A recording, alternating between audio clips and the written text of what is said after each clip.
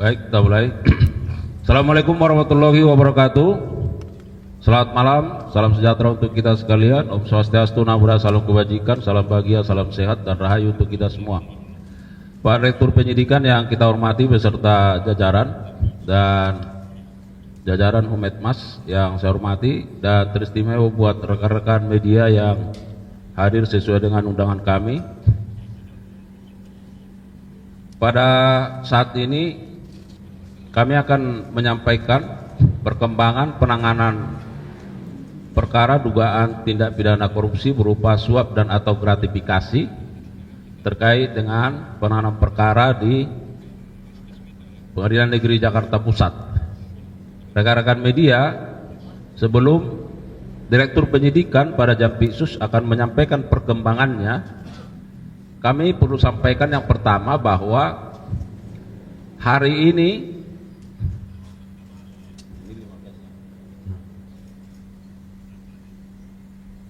Selasa tanggal 15 ya, April 2025. Sejak tadi siang penyidik melakukan pemeriksaan terhadap 5 orang saksi. Dari 5 orang saksi tersebut, 2 adalah saksi yang sudah merupakan tersangka dan 3 saksi lainnya merupakan saksi yang berbeda dari 14 saksi yang sudah diperiksa. Dan terkait dengan hasil dari pemeriksaan saksi tersebut, tentu Direktur Penyidikan nanti akan menyampaikan dan bagaimana sikap penyidik terhadap pemeriksaan dimaksud. Yang kedua, hari ini juga penyidik melakukan upaya penggeledahan di beberapa tempat sekaitan dengan adanya pemeriksaan saksi tersebut. Dan bagaimana hasilnya tentu secara simultan juga akan disampaikan oleh Direktur Penyidikan. Oleh karenanya rekan-rekan media, mari kita simak perkembangan penanganan perkara ini yang akan disampaikan secara utuh oleh Direktur Penyidikan. Pak Direktur, silakan. Terima kasih. Assalamualaikum warahmatullahi wabarakatuh. Selamat malam, salam bahagia, salam sejahtera bagi kita semua. Yang saya hormati Bapak Kapus Penkum beserta para kasubdit, yang saya cintai para wartawan yang pada malam hari ini datang meliput terkait perkembangan penyidikan tindak pidana korupsi, suap dan atau gratifikasi dalam penanganan perkara di Pengadilan Negeri Jakarta Pusat.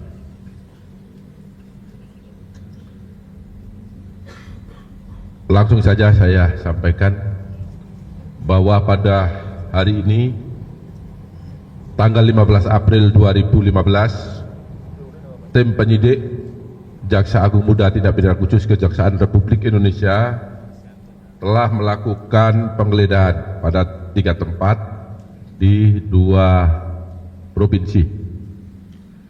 Di dalam penggeledahan tersebut, tim menemukan barang bukti berupa dokumen, kemudian juga telah melakukan penyitaan untuk 2 unit mobil Mercedes-Benz, kemudian 1 merek mobil Honda CR-V, kemudian ada 4 sepeda Brompton. Kemudian penggeledahan tersebut juga diikuti pemeriksaan saksi sebanyak 5 yang sudah diperiksa secara maraton sebagaimana telah disampaikan oleh Pak Kapus Penkum tadi. Adapun hasil pemeriksaan tersebut telah diperoleh fakta sebagai berikut. Bermula dari pertemuan AR atau Arianto dengan Wahyu Gunawan di mana pada saat itu Wahyu Gunawan menyampaikan agar perkara minyak goreng harus diurus, jika tidak putusannya bisa maksimal bahkan melebihi tuntutan jaksa penuntut umum. Dalam pertemuan tersebut, Wahyu Gunawan juga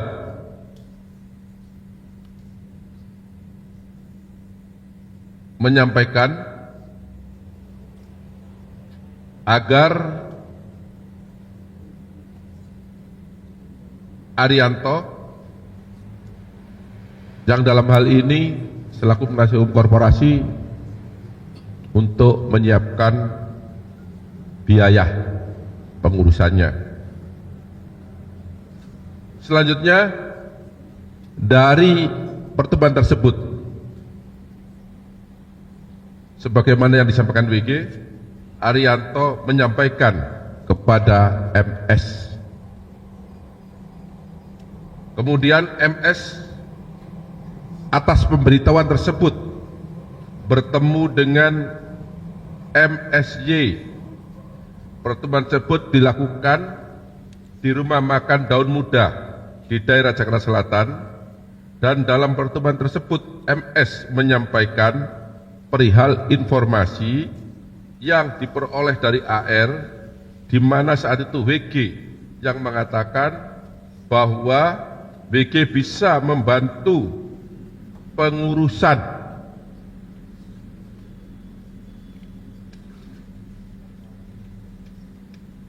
perkara minyak goreng yang ditanganinya. Dan kemudian setelah mendapat informasi tersebut, MSY menyampaikan bahwa sudah ada tim yang mengurusnya. Ini harus saya jelaskan secara kronologis biar tidak ada kesalahpahaman, karena pemeriksaan terus berkembang.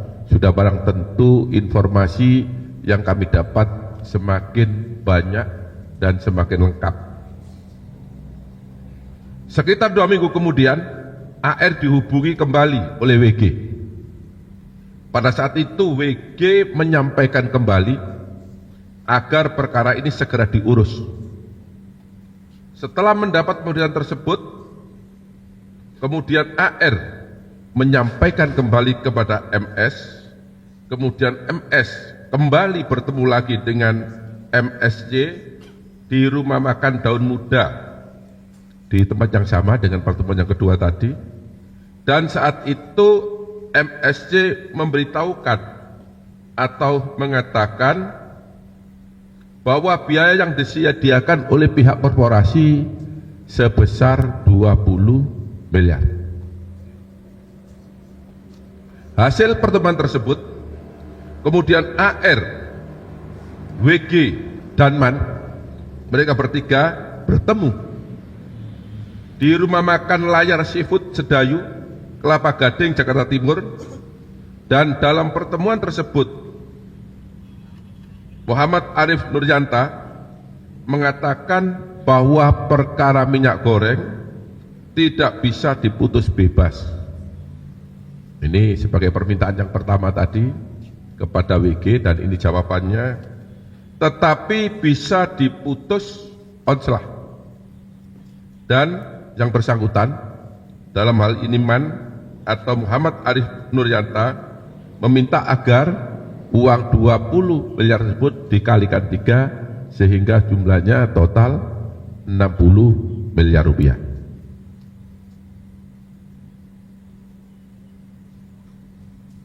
Selanjutnya, setelah pertemuan tersebut, Wahyu Gunawan menyampaikan lagi kepada AR atau Arianto agar segera menyiapkan uang sebesar 60 miliar.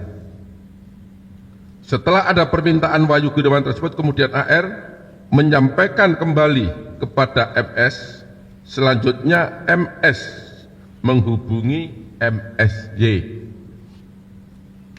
Dan dalam percakapan tersebut, MSY menyanggupi akan menyiapkan permintaan tersebut dalam bentuk mata uang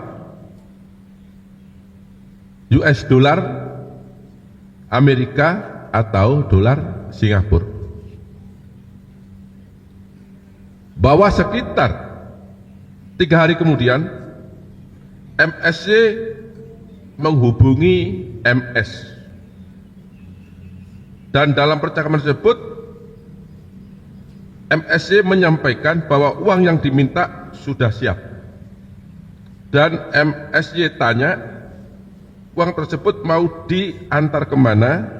Selanjutnya MS memberikan nomor HP AR kepada MSY untuk pelaksanaan penyerahan. Setelah ada komunikasi antara AR dengan MSY, kemudian AR bertemu dengan MSY di parkiran SCBD, dan selanjutnya MSY menyerahkan uang tersebut kepada AR. Kemudian uang tersebut oleh AR diantar ke rumah WG yang bertempat di klaster Ebony, Jalan Ebony 6, Blok AE, Sukapura, Cilincing, Jakarta Utara. Dan uang tersebut oleh WG kemudian diserahkan kepada MAN, dan saat penyerahan tersebut MAN atau Muhammad Arif Nuryanta memberikan uang kepada WG sebanyak 50.000 US dollar. Jadi ini kronologis penyerahan uang sebagaimana yang sudah saya sampaikan secara runtut. Kemudian berdasarkan keterangan saksi dan dokumen baik yang diperoleh pada hari ini maupun 2 hari yang lalu,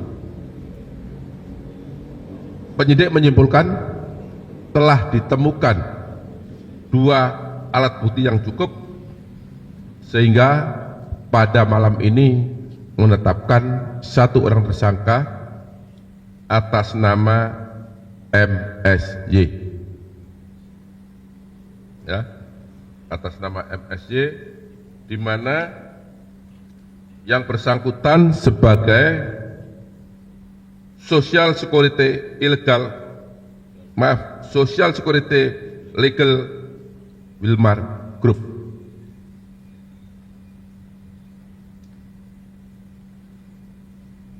Kemudian penetapan tersebut dengan tab nomor 28 tanggal 15 April 2025. Pasal yang disangkakan kepada yang bersangkutan yaitu melanggar pasal 6 ayat 1 huruf A, junto pasal 5 ayat 1, junto pasal 13, junto pasal 18 Undang-Undang Nomor 31 Tahun 1999 tentang pemberantasan tindak pidana korupsi sebagaimana telah diubah dengan Undang-Undang Nomor 20 Tahun 2021 junto pasal 55 ayat 1 ke 1 Kitab Undang-Undang Hukum Pidana. Terhadap tersangka dilakukan penahanan 20 hari ke depan terhitung mulai hari ini di Rutan Salemba, Cabang Kejaksaan Agung Republik Indonesia berdasarkan surat penahanan nomor 28 tanggal 15 April 2025. Demikian perkembangan penyidikan yang dapat saya sampaikan. Apabila ada kata-kata yang kurang jelas, kurang dapat dipahami, saya mohon maaf. Dan saya akhiri, wabillahi taufiq wal hidayah. Wassalamualaikum warahmatullahi wabarakatuh. Waalaikumsalam warahmatullahi wabarakatuh. Baik, ada pertanyaan? Saya kira sedikit saja ya. Nih. FSY ini kan menyerahkan uang kepada AR dan itu disebutkan 60 dari pihak Wilmar kan ya. Sementara yang diponis lepas itu ada 3 perusahaan, ada 3 korporasi selain Wilmar, Simas dan Permata Hijau. Apakah 2 perusahaan lain selain Wilmar ini turut berpartisipasi dalam Ya. Atau ada uang lebih yang lain, ya. Ini pertanyaan wartawan ini sama dengan pertanyaan penyidik. Jadi itulah yang saat ini sedang kami kembangkan. Ya. Penyidikan terus berjalan dengan waktu yang sangat cepat, 3 hari. Penyidik sudah menetapkan 8 orang tersangka. Tentu pekerjaan yang sangat singkat dan tentu pekerjaan yang sangat cepat. Untuk itu saya minta pada teman-teman wartawan bersabar, setiap perkembangan pasti akan kami sampaikan. Cukup ya? Baik. Ya.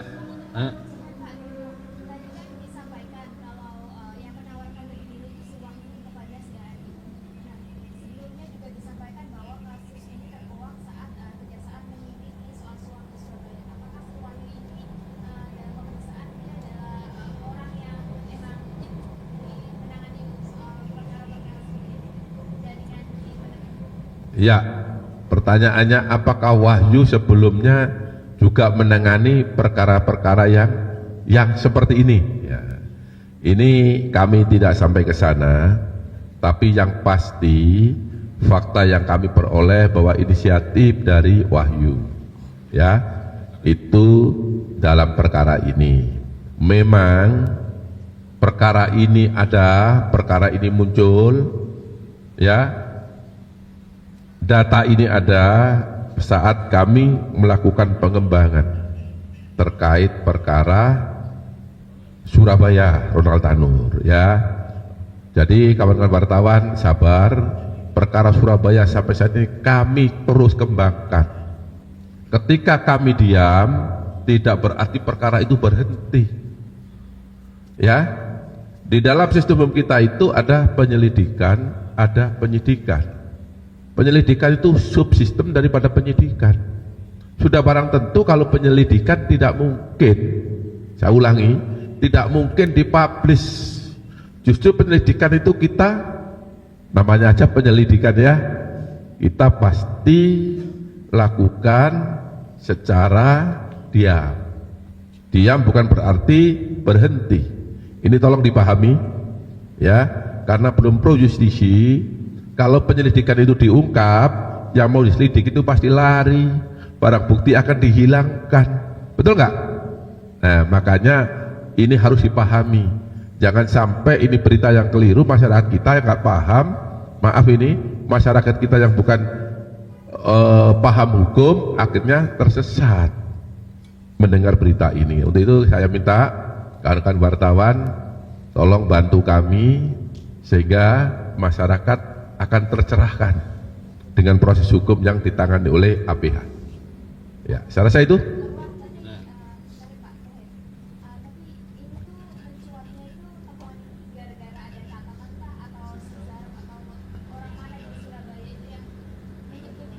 Iya, memang pertanyaan wartawan ini ya, sama persis seperti penyidik ini pertanyaannya ini.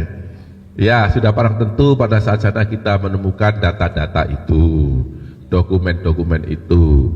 Tentu dokumen ini kan harus diklarifikasi, dicari bukti pendukung lainnya sehingga nanti akan ditemukan minimal 2 alat bukti. Ya, akan dikembangkan. Ya, kan saya bilang tadi pengembangan perkara Surabaya. Itu aja substansinya ya. Dan nanti ini penyelidikan kamu tanyain terus. Ya, iya kan? Silakan. Ada yang lain?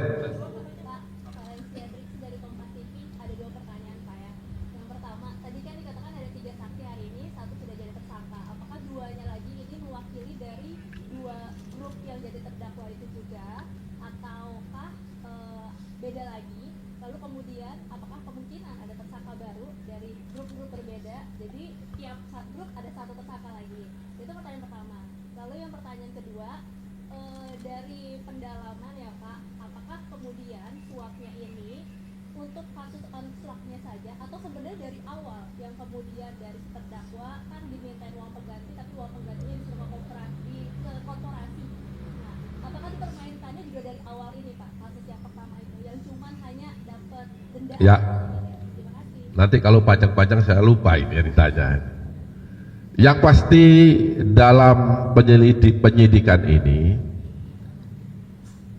siapapun yang terlibat pasti akan kita minta pertanggungjawaban hukum. Ya, siapapun. Dan ini bukan hanya sekali saya katakan. Kemudian terkait dengan siapakah yang diberi pertanggungjawaban, saya bilang dan saya sampaikan, ketika dua alat bukti itu pasti kita minta pertanggungjawaban, tidak kecuali dari orang-orang perusahaan. Ya, cukup ya. Jadi duanya itu dari perusahaan-perusahaan lain itu juga, yang pernah Tejo sama Musimas. Ya, kan saya sudah bilang tadi, kita pasti tindak siapapun. Nah, kalau siapapun kan berarti bisa ABC, ya ada siapapun asalkan alat buktinya cukup. Ya. Ya. Dari korporasi sampai saat ini belum. Belum.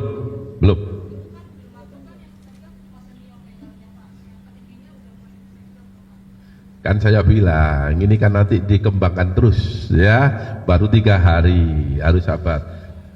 Penyidik kita ya itu jumlahnya sangat terbatas, yang ditangani sangat banyak. Teman-teman jurnalis minta semua cepat selesai, berarti harus sabar ya, pasti akan kita sampaikan.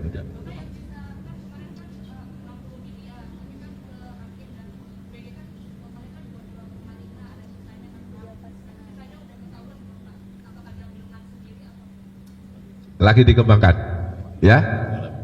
Ya, saya cukup ya. Ya. Yang hari ini, Pak. Yang hari ini dari rumah satu apartemen, 2 kantor dan 1 rumah tersangka. Ya, semua tersangka. Cukup ya? Jelas. Oh ya, pertemuan Wahyu tadi Pak, yang menawarkan ke AF itu di mana Pak? Di pengadilan atau yang pertama kali? Dia pertemuan di luar. Ya. Udah cukup ya? Ya, saya kira demikian ya. Terima kasih untuk rekan-rekan dan dukungannya untuk kejaksaan yang terus bergerak ke arah yang lebih baik. Demikian, billahi taufiq wal hidayah. Assalamualaikum warahmatullahi wabarakatuh. Siap.